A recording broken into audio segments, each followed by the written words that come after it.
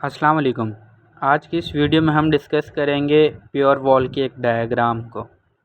और pure wall का तो हमें पता है कि 7 शॉर्ट वॉल्स और 5 लॉन्ग वॉल्स आपस में मिल के प्योर वॉल्स बनाते हैं और इसको हम मोनोथॉन्ग्स भी कहते हैं। तो इसे हम डिस्कस करेंगे बिल्कुल आसान तरीके से कि ये बनती कैसी है और इसकी लेबलिंग कैसे होती है। तो जब भी हम वॉल को डिस्कस करते हैं तो याद रखिएगा कि हमारे पास 3 ऐसी चीज़ें होती हैं जिनका ख्याल रखना ज़रूरी होता है वॉल की प्रोडक्शंस के अंदर। तो सबसे पहले जो चीज़ देखी जाती है वो है कि which part of the tongue is raised. दूसरी चीज़ होती है कि how much part of the tongue is raised. तीसरी चीज़ होती है लिप्स पोजीशन, कि वॉल को प्रोनाउंस करते हुए लिप्स की क्या पोजीशन होती है। इस डायग्राम में सबसे पहले 2 चीज़ों को आपने देखना है। आपके सामने ये जो लाइन है ये बुनियादी तौर पर back part of the tongue है और ये सेंटर ऑफ द टंग है और ये front part of the tongue है। जबकि जो ये लाइन है इसके साथ आप देखेंगे पैरेलल में या ओपन लिखा हुआ है, ये मिड है और ये क्लोज्ड है। अब अगर क्लोज की जगह पे हाई लिख दें और ओपन की जगह पे लो लिख दें तो भी आपको ज़्यादा अच्छे से समझ आएगा कि ये हाइट की तरफ होती है, यानी कि जब टंग फुल यहाँ पर पहुँचती है तो हाइट की तरफ चली जाती है। जो ऊपर हार्ड पैलेट है उस हार्ड पैलेट के करीब तरीन हो जाती है।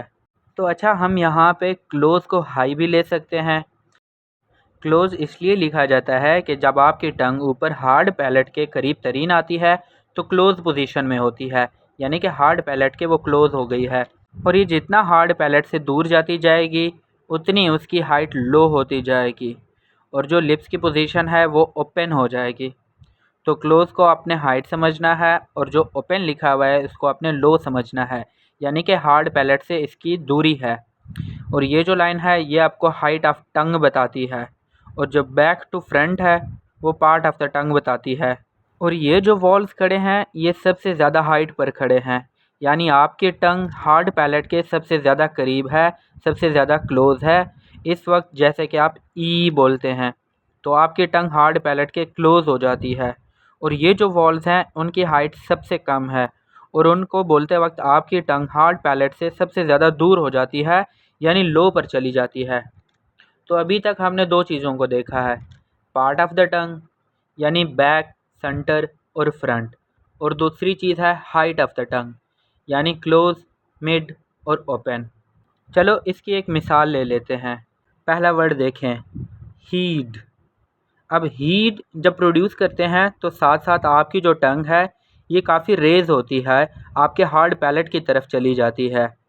इस तरह हिड बोलते हुए उसकी हाइट थोड़ी सी कम हो जाती है, हेड बोलते हैं तो थोड़ी और कम हो जाती है, हेड बोलते हैं तो फिर और कम हो जाती है।